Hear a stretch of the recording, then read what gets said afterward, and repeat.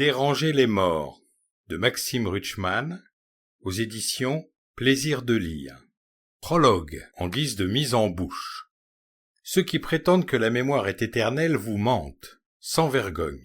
Ils vivent avec l'espoir futile d'inscrire dans la postérité la vie des défunts, quand les morts, eux, ont la décence de ne rien demander à personne.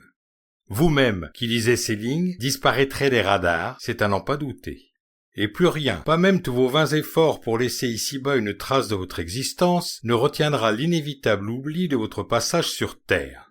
Voyez plutôt, sur les milliards d'êtres humains qui ont piétiné sans ménagement le sol difforme que nous empruntons tous les jours, combien peuvent se vanter d'avoir résisté au temps qui galope, même 10 ans, 20 ans, 1000 ans après leur départ? Combien ont eu la chance, ou la lourde charge, de fouler le tapis rouge qui s'apprêtait à les inscrire à jamais dans l'histoire, la grande, celle que l'on adore écrire avec ce H muet et pourtant majuscule qui l'écrase d'ostentation.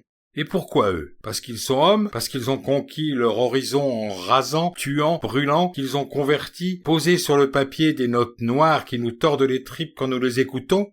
Parce qu'ils ont dit haut et fort que l'astre solaire crame dans la galaxie et entraîne autour de lui des globes en rotation? Parce qu'ils étaient aimants, courageux, vulgaires, beaux, inventifs? Enfin voilà, vous m'accorderez qu'hors exception, on a vite tendance à perdre de vue ceux qui partent. Pour le mieux parfois, j'en conviens. Mais parmi la masse des oubliés, tapis dans leur sépulture ou éparpillés au souffle du vent, je suis convaincu qu'il en est au moins quelques-uns qui valent la peine d'être exhumés. Non pas que leur vie ait entraîné des conséquences surprenantes ou pérennes sur la marche du monde, non, ce serait faux et prétentieux de le soutenir.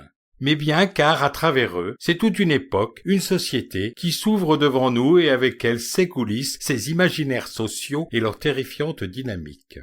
J'ai donc fouillé, et à force de persévérance, de courage diront les plus flatteurs, je suis en mesure de vous confier une série de biographies post-mortem qui, assurément et en toute modestie, ne pourront qu'éveiller chez vous curiosité et intérêt. À l'heure de rédiger les chapitres qui vont suivre, c'est à un véritable travail d'historien que j'ai été confronté. En écoutant, sondant, enquêtant, il m'a été donné pour mission de vous dévoiler, de manière certes sommaire et incomplète, les éléments biographiques principaux permettant de replacer au centre de l'histoire des personnages inconnus et ainsi m'engouffrer dans les interstices où se confondent l'ordinaire et l'extraordinaire. J'en ai bavé. D'abord parce que tout comprendre d'une femme ou d'un homme mort il y a voilà des années, c'est se résoudre à soulever le drap de la pudeur et découvrir, parfois avec horreur, tous les travers de l'être humain. Ensuite, parce que face à l'impossibilité de consulter nombre d'archives publiques et privées, face à la démoralisation ressentie au moment où je croyais enfin trouver une piste qui finalement ne menait à rien, j'ai dû me résoudre à faire appel à des moyens peu catholiques pour arriver à mes fins.